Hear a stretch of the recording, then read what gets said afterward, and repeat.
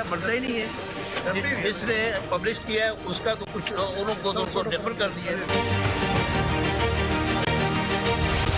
लाहौर में न्यू अनारकली के करीब धमाका। इस्लामाबाद हाई कोर्ट ने बयान हल्फी केस में राना शमीम पर फर्द जुर्म आयद कर दी।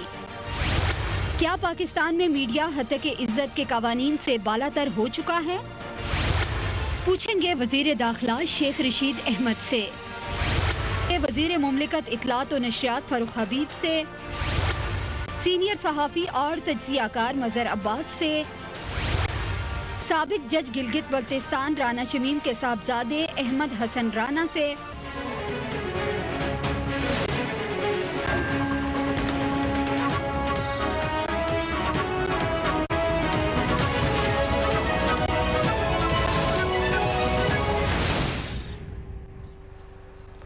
बिस्मिल्लाहिर्रहमानिर्रहीम, अस्सलाम वालेकुम। आज लाहौर में दहशतगर्दी का एक इंतहाई अफसोसनाक वाक़या पेश आया। अनारकली में बम धमाके में 2 अफराद जाँ बहक हुए और 21 जख्मी हो गए। 4 की हालत तशवीशनाक बताई जा रही है। सदर मुमलिकत वज़ीर आज़म इमरान खान, वज़ीर दाखिला शेख रशीद और वज़ीर आला पंजाब ने वाक़े की शदीद अल्फाज में मज़म्मत की है। धमाके के बाद DG operations doctor Abid Khan ने तस्दीक की कि जो मोटरसाइकिल में एक बम नस्ब था उसके जरिए ये बॉम्ब ब्लास्ट किया गया। इब्तिदाई तौर पर लग रहा था कि धमाका प्लांटेड डिवाइस से किया गया है। मजीद उन्होंने क्या ब्रीफ किया, लेट्स वॉच हिम। इब्तदाई तौर पे तो ये ऐसे लग रहा है कि वो प्लांटेड कोई डिवाइस थी जिसकी वजह से एक्सप्लोजन हुआ है। बाकी हमारी टेक्निकल टीम इसको सर्टन कर रही है कि किस नौयत का था और किस नौयत का मटेरियल यूज हुआ है। अभी तक यहाँ जो हमारे पास रिसीव्ड हुए हैं इंजर्ड वो 26 हुए हैं और 2 की डेथ हुई है। और अभी मेरी डॉक्टर से भी बात हुई है, वो मैंने खुद भी चेक किया, उनको मिला हूँ मैं तमाम से, तो मोस्टली लोअर लिम्स के ऊपर जो शार्पनल वुंड्स हैं वो लगे हैं। इसमें कोई शक नहीं है कि पाकिस्तान के खिलाफ बहुत सारी ऐसी कुव्वतें हैं जो पाकिस्तान को नुकसान माजी में पहुंचा भी चुकी हैं, हर वक्त सरगर्म रहती हैं। क्या दोबारा टेरर की एक वेव एटलीस्ट उजागर करने की कोशिश की जा रही है पाकिस्तान में? बहुत सारे सवालात हैं कि लाहौर में जो धमाका है वो TTP के साथ बातचीत मुअत्तल करने की वजह से तो नहीं हुआ? क्या लाहौर धमाका PSL को नाकाम बनाने की साजिश है? बहुत सारे मामला हो सकते हैं and the best person to answer interior minister Sheikh Rashid Ahmed हमें ज्वाइन करें। Thank you so much Sheikh साहब। अफसोसनाक वाकया है और मैंने आपका इंटरव्यू भी सुना एक और चैनल पे, आपने कहा कि हम किसी ने क्योंकि जिम्मेदारी नहीं ली तो कह नहीं सकते कि कौन है, लेकिन कुछ थोड़ा बहुत अंदाजा या एविडेंस इस वक्त क्या कह रही है? देखिए, ये मोटरसाइकिल में ID नस्ब की गई है और उसकी फोरेंसिक रिपोर्ट जो है उसमें लगे हुए हैं और उस सारे इलाके की को हम देख रहे हैं जो कुछ CCTV हमें अवेलेबल हैं और ये एक्सपेक्ट तो था कि 2-4 दिन के अंदर ये कोई मसला होगा। कल परसों इन्होंने इस्लामाबाद में एक मनव्वर कांस्टेबल को शहीद किया, एक को इंजर्ड किया और वो दोनों लोग मारे गए और उसकी जिम्मेदारी TTP ने कबूल की और अपनी फेसबुक पे इनकी तस्वीरें भी लगाई जो मारे गए और 6 आदमी हमने और उस सिलसिले में गिरफ्तार किए। लेकिन लाहौर वाकया अभी बिल्कुल ताज़ा वाकया इसमें लगे हुए हैं और अभी मेरी चीफ सेक्रेटरी और दूसरी एजेंसियों के लोगों से बात हुई है, जब कोई नतीजा आया तो कौम को बताएंगे। शेख साहब, आपने ये भी कहा कि थ्रेट अलर्ट था खास तौर पर और TTP की अगर हम हवाले से देख लें तो जब से सीज फायर हुआ है मुसलसल वाकयात हम देख रहे हैं। 18 जनवरी 2022 की रात को इस्लामाबाद में आपने जिक्र किया उसका, 30 दिसंबर को भी हमने देखा 2021 के दिन कोयटा में बम धमाका हुआ था, 18 दिसंबर 2021 को भी कोयटा में बम धमाका हुआ था। सो ये किसी तरीके से रिलेटेड हो भी सकता है आपकी नज़र में? देखिए, इस वक्त तो TTP से हमारा कोई सीज फायर नहीं है। ये सीज फायर खत्म हो चुका है और जो सूरत हाल है वो हम बताते हैं जिसकी हमारे पास कंफर्मेशन हो। ये इस्लामाबाद में हुआ 18 तारीख को और उसके बाद ये 2 दिन बाद ये हुआ है और उनकी कोशिश है कि इस मुल्क में पैनिक क्रिएट किया जाए, लेकिन इंशाअल्लाह ताला अल्लाह ताला बेहतरी करेगा और हम इन्हें शिकस्त देंगे। सोहेल शाहीन साहब का हमने इंटरव्यू किया अभी रिसेंटली शेख साहब, उन्होंने कहा कि हमारी कोशिश हम फिर कर रहे हैं कि किसी तरीके से पाकिस्तान को और TTP को टेबल पे दोबारा बिठाया जाए। आप क्या कहेंगे इस हवाले से?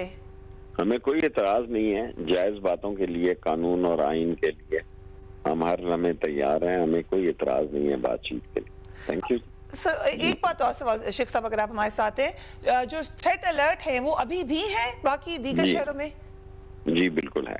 इस हवाले से कुछ आप सिटीजन्स को अगर कहना चाहते हैं कोई? यही है कि लोग आंखें खुली रखें और सारे मामलात पे नजर रखें। थ्रेट अलर्ट तो है जी। और क्रिकेट के आप भी फैन हैं, PSL के हवाले से भी कुछ बता दें।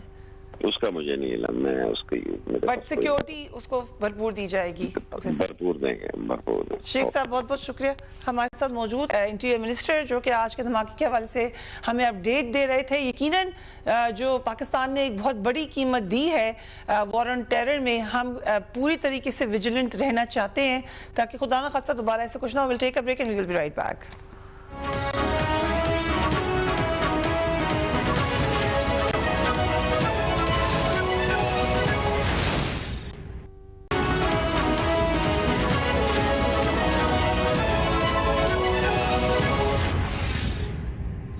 Welcome back. Islamabad high court ने आज आखिरकार साबिक चीफ जज गिलगित बल्तिस्तान राना शमीम को तौहीन अदालत का मुतकिब करार दे दिया।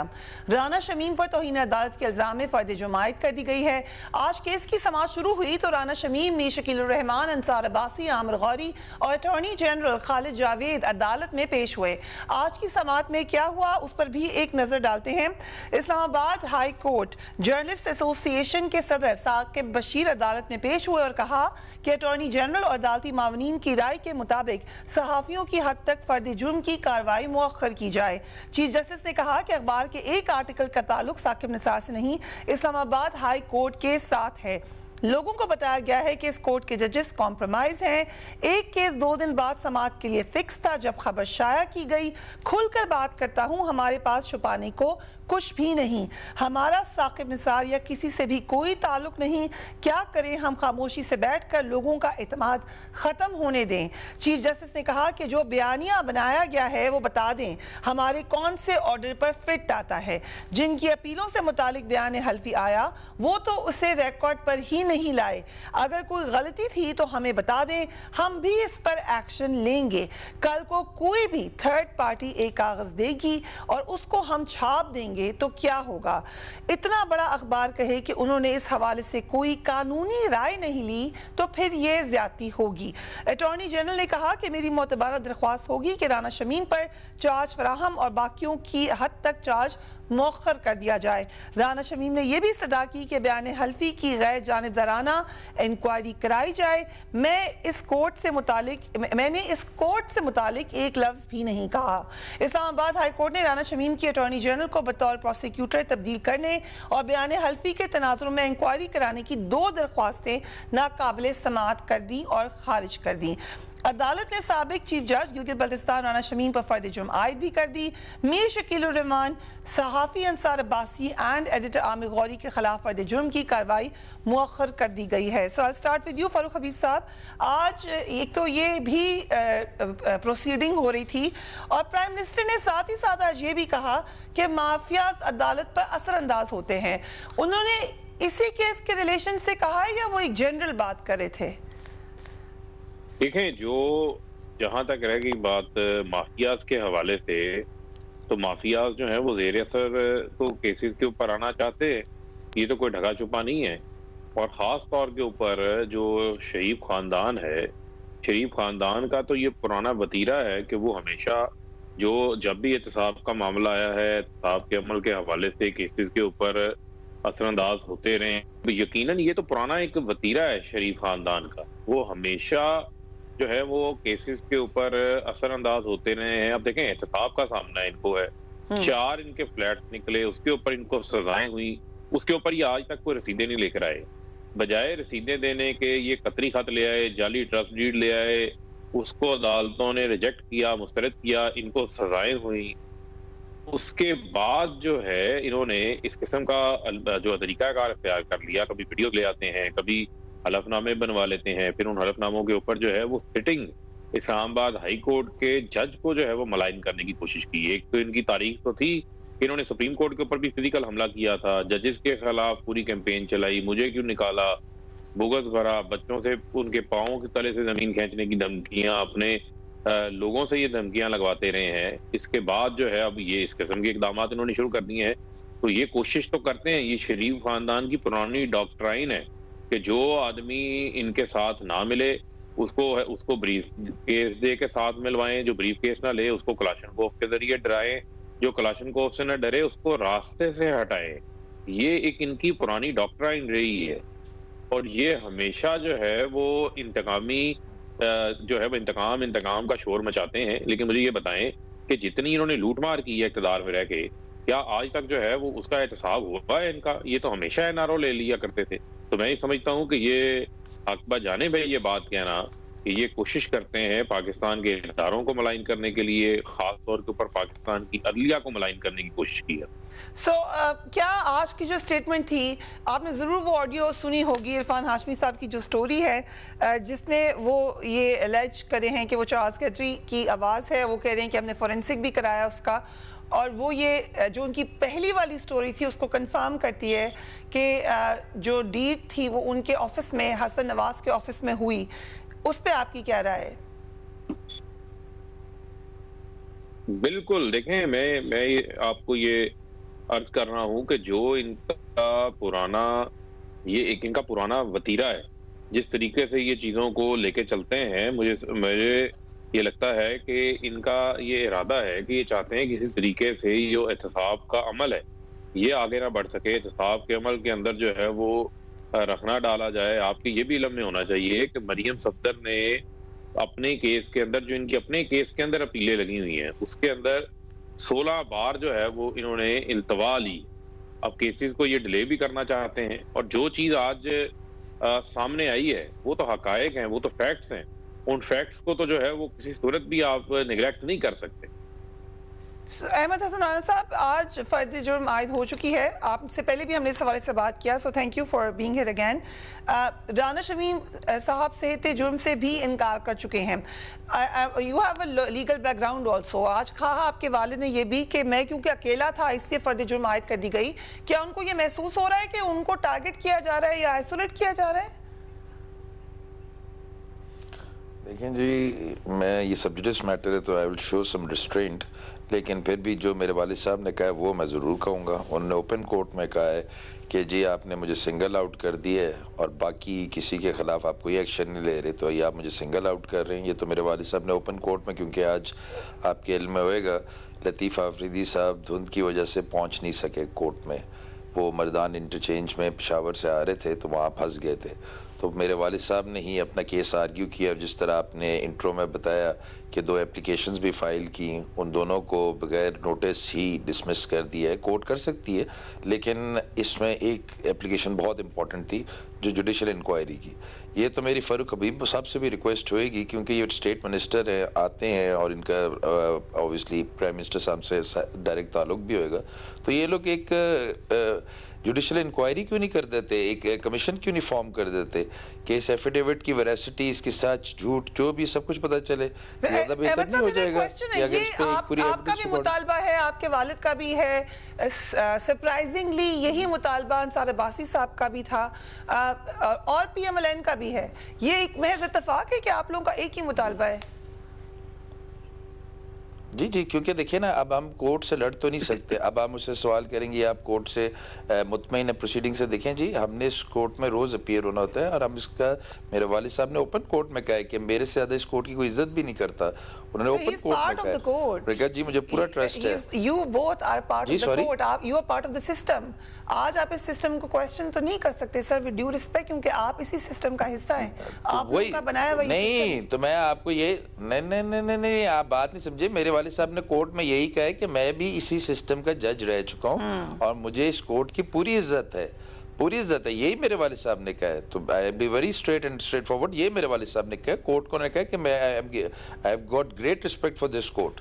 तो उन्होंने कहा है कि जी बस ये उन्होंने कहा है कि जी मुझे सिंगल आउट क्यों कर दिया गया, ये उनको भी नहीं समझ आ रही थी कि अब मुझे भी नहीं समझ आ रही कि अब ये कैसे उन्होंने एज्यूम कर लिया जज साहब ने कि जी अंसार अब्बासी साहब को राना साहब ने ही रिपोर्ट दी। उन्होंने तो क्योंकि अंसार अब्बासी साहब ने खुद ये बात की है। लेकिन आपके ख्याल से, मेरा क्वेश्चन आपसे है, आपके ख्याल से अंसार अब्बासी साहब और दीगर लोगों पर भी फर्द जुर्म आयद होनी चाहिए थी आपके वालिद के साथ? हाँ देखें, नहीं मेरा तो कहना ये है कि इसमें फ़र्द जुर्म आयद बनती ही नहीं है किसी पर भी क्योंकि वो एफिडेविट हमने तो यहाँ देखिए, अब मैं अंसार अब्बासी साहब के बिहाफ पे या उनके अगेंस्ट तो नहीं बोलूँगा ना जी, मैं अपने वालिद साहब के बिहाफ पे उनके फेवर में बोल सकता हूँ, लेकिन वो भी लीगल बात करूँगा। वो ये है कि जी मेरे वालिद साहब ने तो ये किसी जर्नलिस्ट को आज तक ये एफिडेविट दिया ही नहीं।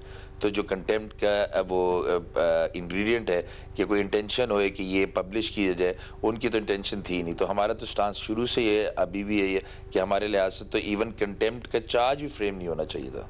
राइट मजहर अब्बास साहब, ये जो आज बात की गई खास तौर पे अदालत में, तो पूरी कार्रवाई पे आपका क्या ख्याल है? क्योंकि बहुत सारी ऑब्जर्वेशंस आई जो कि मीडिया के हवाले से थी, मसलन मीडिया लॉयर का होना, बगैर किसी लीगल काउंसिल के खबर का छापना, और फिर राना शमीम का ये शिकवा कि क्योंकि मैं अकेला हूँ, उनका मतलब यही था कि मेरे साथ बैक नहीं है मीडिया ऑर्गेनाइजेशंस की, तो इसलिए मुझ पर फर्द जुर्म आयद हुई। How do you look at that? देखिए, उनका यही कहना था कि if you allow me Rana साहब, मजहर अब्बास साहब जी, मजहर अब्बास साहब। शुक्रिया फरिया। देखिए अगेन अभी आप ये मुझे बताएं, इस वक्त हम ये उस केस को डिस्कस कर रहे हैं। बिल्कुल ठीक कह रहे हैं, सब जुडिस केस को। क्या लेकिन ये क्यों आप डिस्कस कर रही हैं? इसलिए कि हमने देखा कि 2007 के बाद से सुप्रीम कोर्ट हो, हाई कोर्ट हो, लोअर कोर्ट्स हो, टेररिज्म कोर्ट्स हो, उनकी daily proceedings depending on the case हम डिस्कस करते हैं। अब हमें डिस्कस करना या चाहिए या नहीं करना चाहिए, इसके बारे में कभी भी कोई, इसके बाद 2007 के बाद जो आजाद अदलिया का जो हम तस्वुर देखते हैं, इस चीज को कहीं रोका नहीं गया। सिर्फ उस वक्त रोका जाता है जब कोई ऐसा मैटर आ जाता है। तो बेसिकली मैंने जिस जमाने में प्रिंट मीडिया के जमाने में मैंने रिपोर्टिंग की है, कोर्ट रिपोर्टिंग की है, तो हम इसलिए गार्डेड होते थे क्योंकि कोर्ट फौरन नोटिस ले लेती थी उन चीजों का कि आप केस अभी पेंडिंग है, आप कैसे उस पर स्टोरी दे सकते हैं, अनटिल अनलेस जो उधर का कोर्ट रजिस्ट्रार है या पेशकार है वो या कोर्ट की तरफ से कोई जारी नहीं होता, या ये कि ऐसी चीजें होती हैं जिसमें दोनों लॉयर्स वगैरह, ये एक तरीकेकार कोर्ट का रहा। लेकिन हमने 2007 के बाद इसमें नहीं देखा। अब हम डेली की बुनियाद पर, और ये आज की बात नहीं है, आप पनामा उठा लें, उसके बाद पहले एनआरओ उठा लें, उससे पहले और जजेस के केसेस का उठा लें और केसेस उठा लें, डेली हम टॉक शोज भी करते हैं, डिस्कस भी करते हैं। और जाहिर है जब आप एक चीज डिस्कस कर रहे होते हैं तो कम से कम मैं आप जो है वो तो लॉयर नहीं है, तो स्लिप ऑफ टंग भी हो सकती है, चीजें वो हो सकती हैं। तो हमने कोर्ट ने, आला अदलिया ने वो गाइडलाइन जो सब जुडिस मैटर्स की होती हैं वो उस तरीके से हमारी यहाँ कम से कम पिछले 10-15 सालों में तो मैं देख रहा हूँ कि वो हम डेली की बुनियाद पे एक तरीके से वायलेट होती है। मजहर साहब, आर यू सेइंग कि क्योंकि ये लाइंस ब्लरी हैं या वायलेट मुसलसल हुई हैं, सो अगर एक कहानी छापी जाती है और उससे वो वायलेट हो रही हैं तो कोई इतनी बड़ी बात नहीं है? नहीं, मैं तो सिर्फ मैं बेसिक बात कह रहा हूँ। मैं तो बेसिक बात नहीं कर रहा हूँ। वायलेशन हुई कि नहीं आपकी नजर में? नहीं, मैं तो ये बात ही नहीं कर रहा, मैं तो एक बेसिक बात कह रहा हूँ कि इस वक्त जो हम इस चीज को डिस्कस कर रहे हैं, ये सब जुडिस है या नहीं है ना? अब लेकिन उसके बावजूद हम डिस्कस कर रहे हैं इस चीज को, तो कहीं ना कहीं चीजें लूज हुई है। अब अगर आज कोर्ट में क्या प्रोसीडिंग्स हुई, जाहिर है केस खत्म नहीं हुआ है, अभी ये आगे बढ़ा है। इवन जो कंटेम्प्ट की प्रोसीडिंग्स अगेंस्ट जर्नलिस्ट है उसको भी मौखिर किया गया है उसको, यानी मतलब मौखिर करने का मतलब ये कि वो कभी भी दोबारा टेकअप हो सकती है जी। तो ये चीजें अपनी जगह मौजूद हैं, लिहाजा उस इशू पे तो मैं कमेंट नहीं करूंगा क्योंकि, लेकिन ये कहीं ना कहीं चीजों को डिसाइड होना चाहिए। और ये कोई ऐसा नहीं है, सब जुडिस की जो डेफिनेशंस मौजूद हैं, लेकिन ये डेफिनेशंस वायलेट हो रही हैं। हम टिकर्स की सूरत में देख लें, ऑब्जर्वेशन की सूरत में, क्या इससे पहले ये ऑब्जर्वेशंस कभी भी अखबारात में आती थी? My question is the same कि जो हम तो अभी खास कहानी की बात कर रहे हैं, उसको छापने के लिए आपके ख्याल से तमाम प्रोसीजर्स फॉलो हुए थे या नहीं हुए थे? नहीं, नहीं, मैं तो आप फरिया फिर आप वही बात कह रही हैं कि आप उस पर्टिकुलर चीज की बात कर रही हैं। आप एज ए जर्नलिस्ट, मैं इस केस में नहीं कर रहा, मैं कह रहा हूँ मेरे पास कोई चीज आती है, मेरी दो रिस्पॉन्सिबिलिटीज हैं एज ए रिपोर्टर। एक रिस्पॉन्सिबिलिटी ये है कि जो पेपर मेरे हाथ में आया है, वो पेपर जिसका है तो सबसे पहले तो मैं उसे कॉल करूंगा कि ये पेपर आपका ही है या नहीं है। दूसरा ये कि उसमें अगर किसी और का नाम मेंशन है तो मैं उसको कॉल करके पूछूंगा कि इस तरह का पेपर मेरे पास है, इसमें आपका नाम मौजूद है, आपका रिएक्शन क्या है। अब जब ये दोनों चीजें मेरे पास हैं, कंफर्मेशन है, तो मेरी हद तक वो रिपोर्ट कंप्लीट है। मेरी हद तक वो रिपोर्ट कंप्लीट है। अब उसके अगेन मैं कह रहा हूँ कि वो तो इंटरप्रिटेशंस की बातें हैं, बाकी इंटरप्रिटेशन की बातें हैं। मैंने एक स्टोरी फाइल की, वो स्टोरी वो तो मेरे लिहाज से तो मैंने कोई उस तरीके से कंटेम्प्ट नहीं की है, ना मेरी कोई इंटेंशन थी। मेरे पास एक खबर आई है, मैंने वो खबर दी है। वक्त हुआ एक ब्रेक का and we will be right back.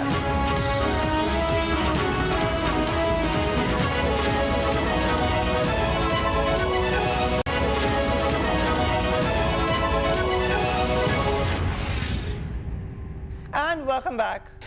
So एक और जो मामला इसका जिक्र भी किया, इरफान हाशमी साहब ने बरतानवी नोटरी पब्लिक चार्ल्स कैटरी की एक ऑडियो लीक की है, जरा पहले सुन लीजिए उसको।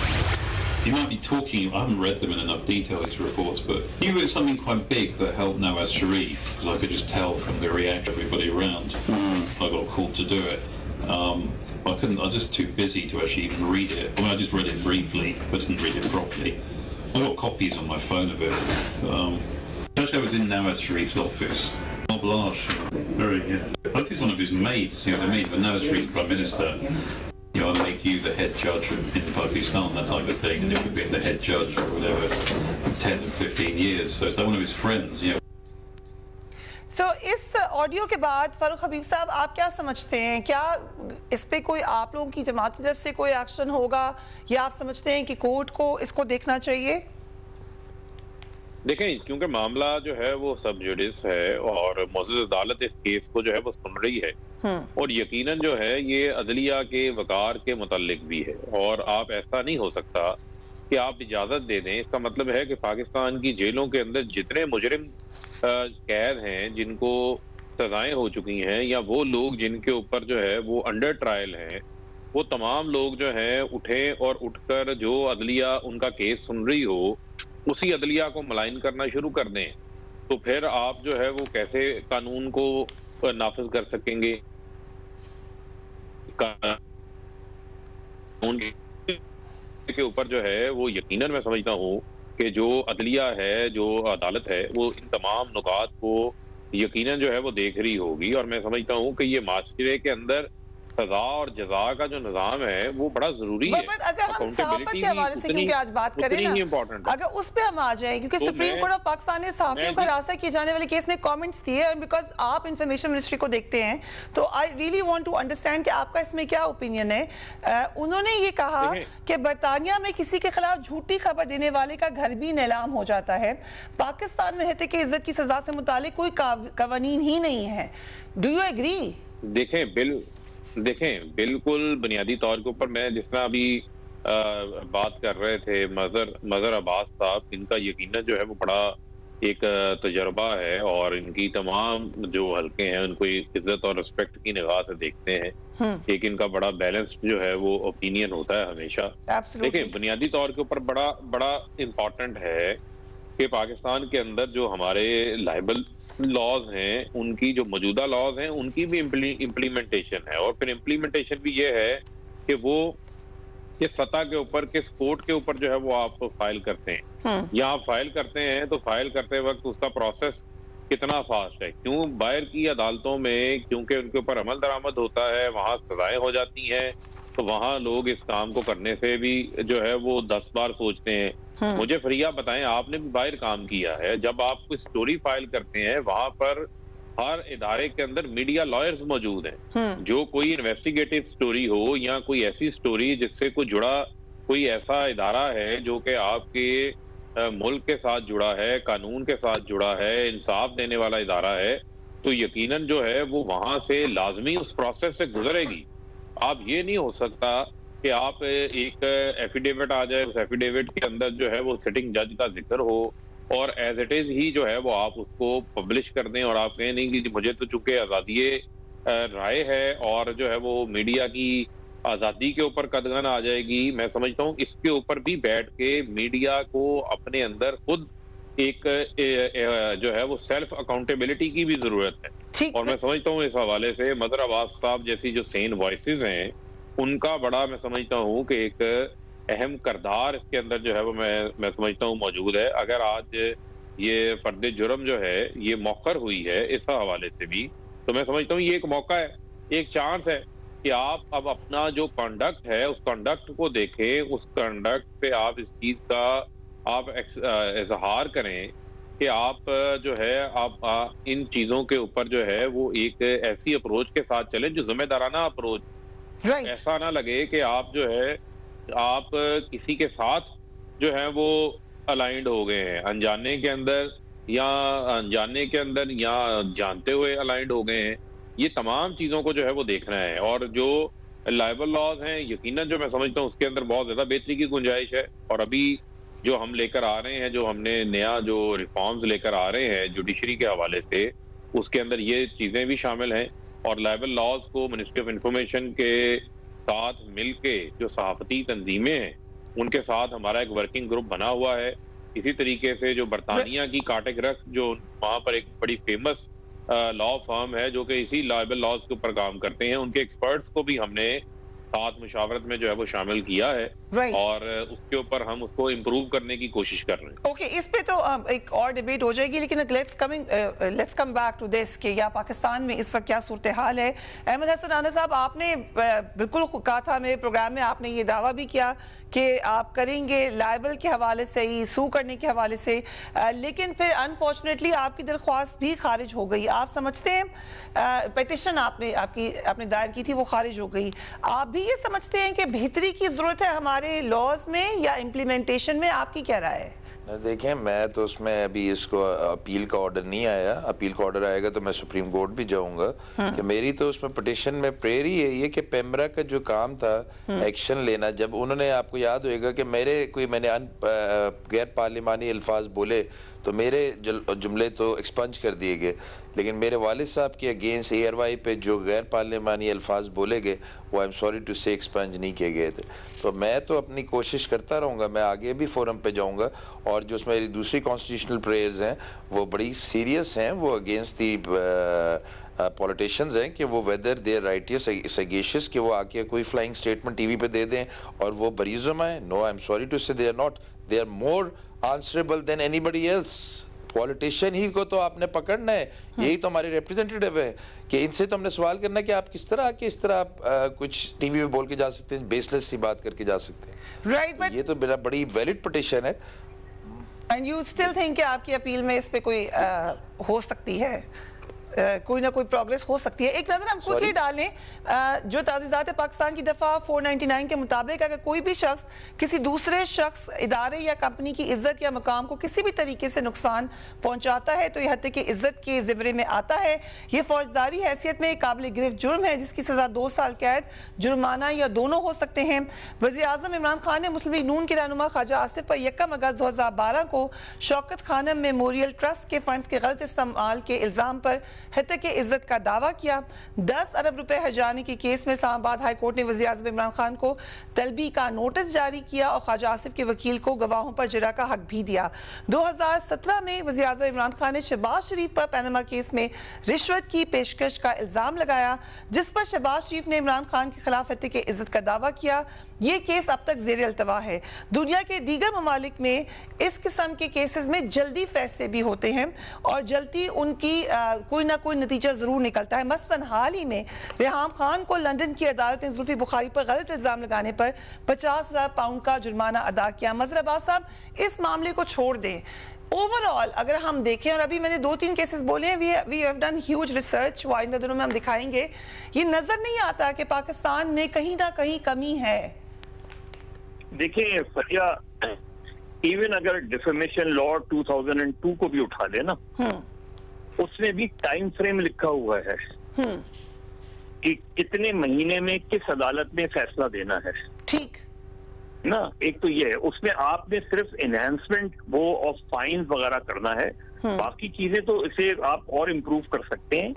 लेकिन ये कम से कम 3-3.5 साल से तो मैं पिछले जो इंफॉर्मेशन मिनिस्टर थी फिरदौस आयशा कहबान, उनको भी मैंने ये ड्राफ्ट अब ये जो मीडिया कंप्लेंट कमीशन बना रहे हैं और जो हमने भेजा था, मुझे नहीं पता फर्रुख को मिला था नहीं मिला था, लेकिन मैंने कम से कम फवाद चौधरी साहब को भी भेजा और इससे पहले जो शिबली फराज साहब थे उनको भी भेजा था, उससे पहले फिरदौस आशिक साहबान साहिबा थी उनको भी भेजा था। उसमें हमने पूरा क्राइटेरिया बनाया है कि मीडिया कंप्लेंट कमीशन की फॉर्मेशन कैसी होनी चाहिए, किस तरीके से मेंबर्स होने चाहिए, और इवन हमने उसके अंदर जो जर्नलिस्ट और एडिटर्स हैं उनकी तादाद हमने माइनॉरिटी में रखी थी, और उसकी स्प्रेड ये थी कि हम अपने खिलाफ कंप्लेंट के खुद जज नहीं हो सकते, तो उसकी स्प्रेड ये थी। फिर दूसरी बात ये कि इसी तरीके से अगर आपने लंदन की तरह उसकी तरह डिफेमेशन लॉ लाने हैं, बिल्कुल लाएं उस तरीके से, ताकि कोई भी इस तरीके से किसी की इज्जत पर डायरेक्ट रिमार्क्स ना दे, ऑब्जर्वेशन ना दे, इन चीजों को इम्प्लीमेंट करें। बट बाज़ साहब यहाँ तो और भी मसले हैं ना, यहाँ तो कोर्ट में जाना ही जो है कितनी फ्रेंडली हैं courts, sorry to say that, लेकिन जो एक हकीकत है लोग अवॉइड करते हैं कोर्ट जाना। हाँ फरिया, यही तो मैं कह रहा हूँ कि देखिए जो जहां तक सब जुडिस मैटर्स और इन चीजों की, क्योंकि 2007 के बाद जिस तरह मैंने कहा कि ये चीजें बहुत बहुत कमजोर हुई हैं, तो सबसे पहले तो सुपीरियर कोर्ट्स को या सुप्रीम जुडिशल कमीशन वगैरह को इनको खुद ये चीजें देखनी चाहिए, इनको खुद बेसिक गाइडलाइंस। राइट, ठीक है, ये बहुत इंटरेस्टिंग डिबेट है। अनफॉर्चुनेटली हमारे पास वक्त कम है, but very important question to you Ahmed Hassan Rana साहब, आपने सुनी इरफान हाशमी साहब की ऑडियो, आपने क्या समझा उस ऑडियो के बाद? देखें, ये मैं आपको पहले भी बता चुका हूँ, ये बातें in the eyes of laws इसकी कोई वैल्यू नहीं है, वो वेरासिटी ऑफ द एफिडेविट वही रहना है, उसकी सेहत पे कोई फर्क नहीं पड़ना affidavit. So you are saying कि अगर ये बात साबित भी हो जाए कि राना शमीम नवाज शरीफ के ऑफिस में बैठ के ये साइन करते हैं तो उससे कोई फर्क नहीं पड़ता?